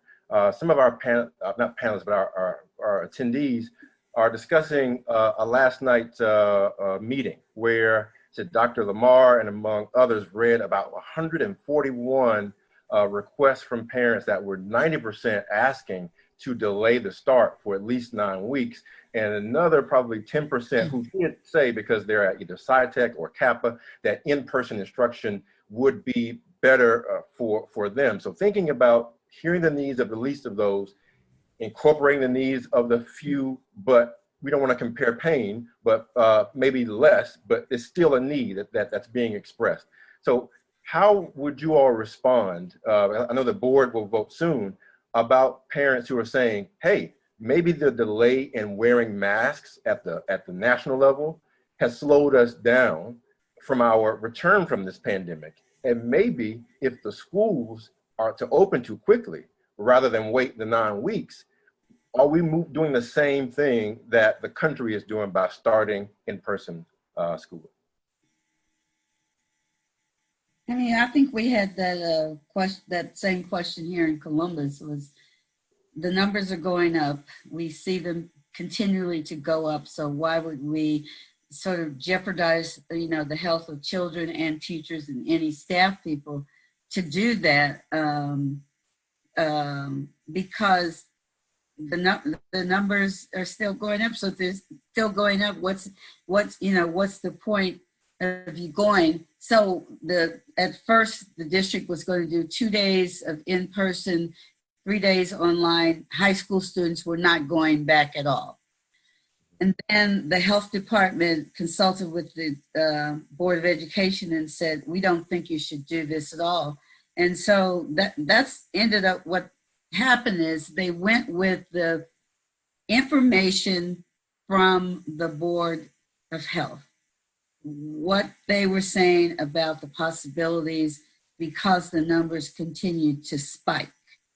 And so the 10% of the people who didn't want to open, it didn't make sense. So, I mean, I think in any situation, in my mind, that's what we ought to be thinking about is, are we going to just create more of a pandemic by sending kids back to school? Right. So for instance, one of the districts, smaller districts here, went back to partial contact sports practice, and 67 of them tested positive.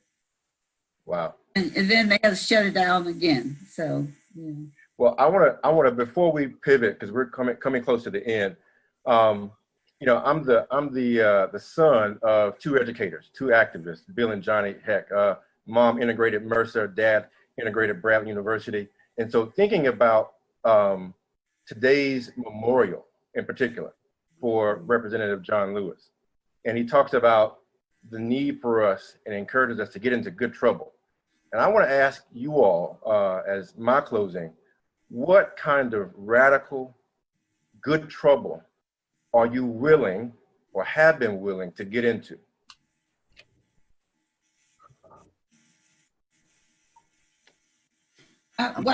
From a higher ed, when I was in K-12, I was always in trouble because I was always advocating for the students that were going to be left behind. They're just going to leave them behind. They don't matter. They're not going to, graduate anyway. So I'm not going to spend a lot of time with them. So I was always in conflict, I would say, with teachers, particularly white teachers, who would demoralize, not encourage, and throw away Black students in particular, Black males in particular, who they felt weren't worth the trouble. In higher ed, I've always been in trouble. My colleagues know, been in trouble pushing the envelope for Black students, Black faculty, for their voices to be heard. So I guess if I have to choose something to get into good trouble again, I'll do it again. Right now, my head is thinking that, as I said before, we need to come together collectively as Black people, because when we present ourselves, we're still Black. The anti-Black sentiment is not going anywhere. This is just a little moment here. It's not a movement yet. And so by December, this little feel-good moment for many white people is going to be gone. So I guess I'm ready to keep pushing for our students, particularly in K-12 schools at this moment. Well, I appreciate that. What I want to do now is I want to pivot to Dr. Dancy, who has been so thoughtful in the vision for CUSEF 2020. And then that vision also includes other people to help craft that vision. And before I go, I just want to say thank you all for your leadership. And I just encourage you to keep in mind and to keep sharing and to keep demonstrating that the voice of the most hurt, the most pushed out, most pushed aside should be readily evident and present in your voice, in your spaces of power. So I just encourage you to keep making certain that your ear is attuned to the right people and that your voice doesn't quiver when they need you to be very, very strong. So thank you all for being here. And I want to turn it to Dr. Dancy. Thank you very much, Derek. I'm Elon Dancy. I'm the director of the Center for Urban Education and the Helen S. Faison Professor of Urban Education. When the University of Pittsburgh Center for Urban Education announced its theme of witnessing last year, we did not know a COVID-19 pandemic was coming. The deaths of George Floyd, Breonna Taylor, and Rayshard Brooks at the hands of the state had also not occurred, and they didn't have to. The center's guiding framework on bearing witness was responding to the well-established crises of unjust schooling in society. In our current moment, this theme then serves to situate the terror of our current moment in continuum with the lived realities produced by colonialism and its educational systems. Our theme reactivated in the tragedy of these more recent events as we have studied global acts of bearing witness all over the world and in the forms of collective demonstration under a banner of Black Lives Matter.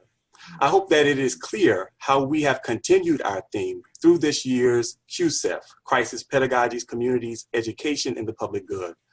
We were guided by the principles of bearing witness to injustice, of dialogue, not lecture, and of centering knowledge traditions largely excluded from the policies and practices of formalized educational settings.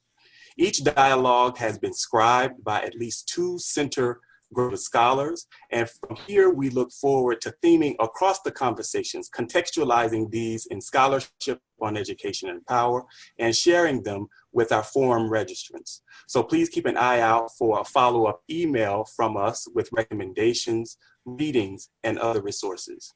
Speaking of resources, the Center for Urban Education has already begun this kind of mapping.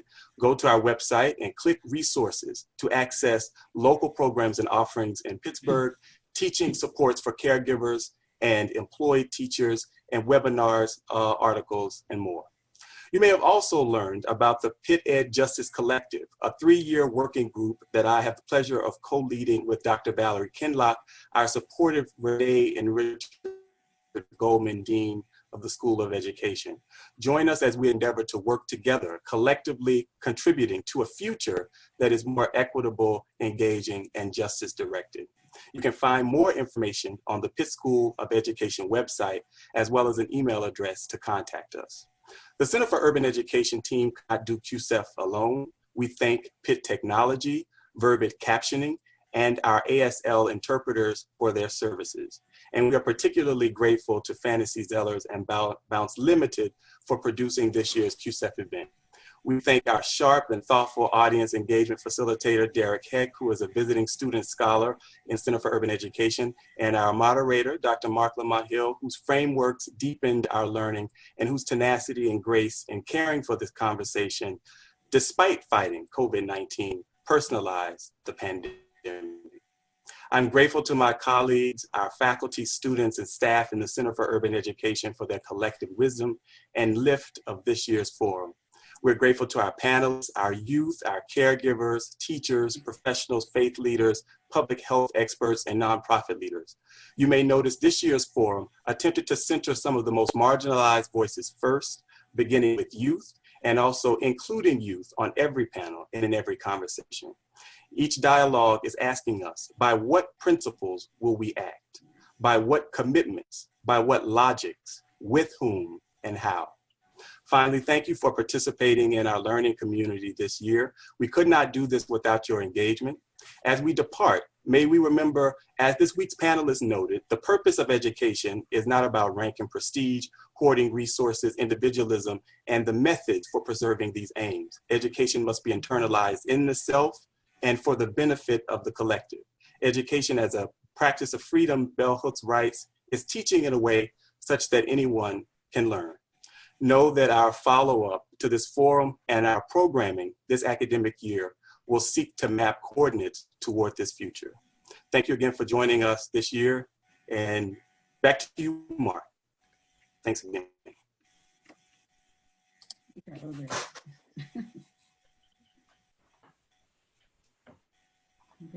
Mr. Derek. Oh, are we still on? Or are we done? Oh, I think Dr. Hill is coming back. One thing I wanted to throw out in terms of good trouble, I encourage and I implore all educators, whether administrators or not, you got to be the voice of the unheard. When you're in that room and you at that table, be the voice of those kids or the parents who can't be at that voice or don't know how to voice what they need to be. In terms of a good friend of mine and a mentor, Dr. Daniel Castagna, you got to take educated risks. You got to take chances, and you got to do what's best for the kids. And sometimes that means doing things out of the box. It kills me every time somebody wants to do something different. They talk about the new way, but when you talk about the new way, they want to say, well, this is how we used to do it. Why are we talking about what we used to do if it didn't work? You got to change. Be the voice. Thank you. Thank you for that. I know we were trying to get Dr. Hill to come back and close us out officially, but I think Dr. Dancy has said it all. So we thank you all for being here. We thank you all for your time, your patience, your intellect, and your scholarship. We look forward to you just staying in the work. Be encouraged. You're not only leaders, you're human. And so make sure you do a lot of self-care and give grace not only to other people, but to yourselves as you keep the work moving forward. So I thank you all, and we look forward to having you participate next year in some form. Take care. Bye.